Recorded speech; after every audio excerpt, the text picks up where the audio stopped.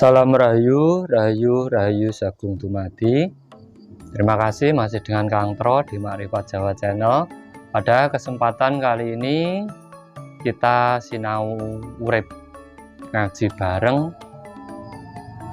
membahas tentang kata-kata mutiara manungso iku sakderma wayang manut titahing dalang. Tetapi di sini saya ajak Anda semuanya untuk berpikir bahwa sebenarnya kata-kata ini kalau bagi saya kurang pas.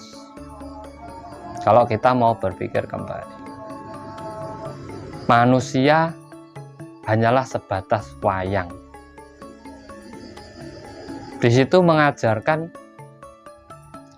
untuk kita kurang kreativitas. Di situ kita mengajarkan bahwa kita akan menjadi kurang gerak, naluri kita kurang hidup, karena kita hanya wayang. Di saat wayang ditancapkan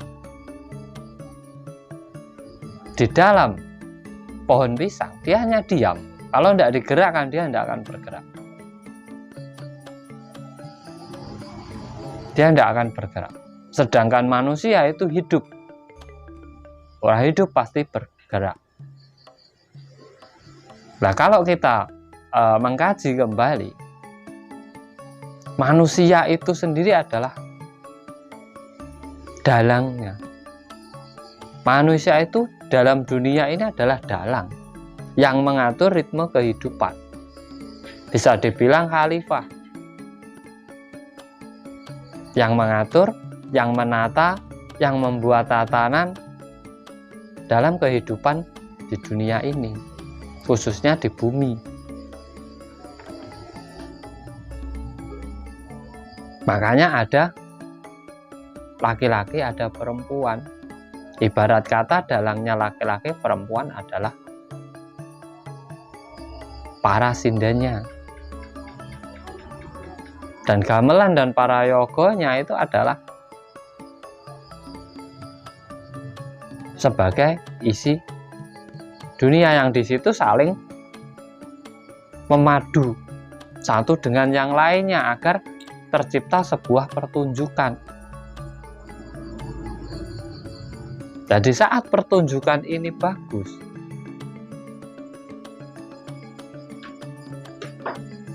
maka harganya pun juga mahal. Dan yang punya rumah juga seneng. Nah, kalau bagi saya, Tuhan itu yang punya rumah, yang memberi imbalan, yang memberi ganjaran terhadap apa? Kreativitas kita, kreativitas dalang di dalam memberi pertunjukan. Mampukah dia memadukan antara gamelan, wayang kulit, dan kru yang mendukungnya? Sama saja kita, mampukah kita menata ataupun merahmati seluruh makhluk yang ada di alam semesta ini? Sama, kalau selesai pertunjukannya kita akan pulang ke rumah masing-masing, pulang ke tempatnya masing-masing. Sama. Tetapi momennya yang terpenting di sini bagaimana kita memberi pertunjukan yang terbaik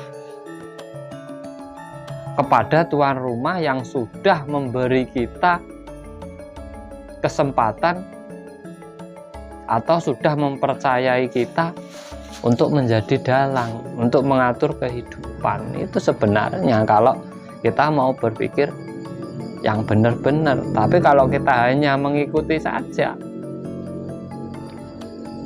kalau kita jadi wayang,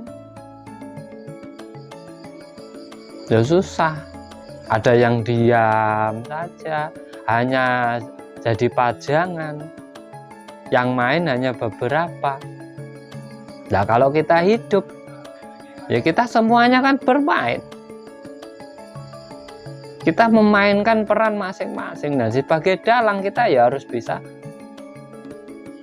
memerankan seluruh wayang, karakter. Menjadi ksatria juga bisa, menjadi dewa juga bisa,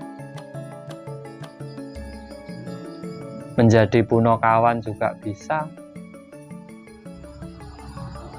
Bahkan karakter jahat pun kita juga bisa. Karena apa? Kita dalang, mampu memainkan ataupun membuat kesenian dari pewayangan ini tadi. Nah, itulah sebenarnya kalau kita kaji benar-benar, kalau kita mau belajar, kitalah dalang di alam semesta ini, terutama di bumi, mengatur ritme kehidupan di bumi. Kita adalah dalangnya, dan Tuhan memberi kita panggung dunia ini agar kita memberi pertunjukan sehingga bisa membahagiakan atau menyenangkan Tuhan itu sendiri. Di saat Tuhan senang, Tuhan bahagia, maka kita nanti juga akan diberi kesempatan lagi untuk menjadi dalang.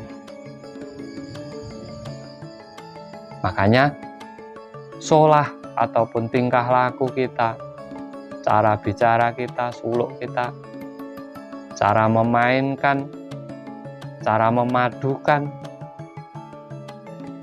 itu sangat penting untuk kita. Bagaimana kita bisa bertata krama, tingkah laku yang baik, tutur yang sopan, bertanggung jawab atas pertunjukan itu adalah simbol dari kehidupan kita di dunia ini. Makanya tugas kita adalah berilah pertunjukan terbaik untuk Tuhan, agar Tuhan senang dengan kita. Tidak Tuhan senang dengan kita, maka surga pasti tempatnya, atau kita akan mendapatkan kebahagiaan hidup di alam semesta ini. Ini semoga bermanfaat buat teman-teman semuanya. Ini hanyalah tafsir, bukan sebuah pembenaran. Mari kita berpikir kembali, kita kaji kembali, kita baca kembali diri kita, alam semesta, dan marilah kita melakukan yang terbaik di kehidupan kita ini agar Tuhan senang dan Tuhan bahagia. Tuhan tidak merasa sia-sia memberi kepercayaan kita untuk lahir di alam semesta ini. Terima kasih.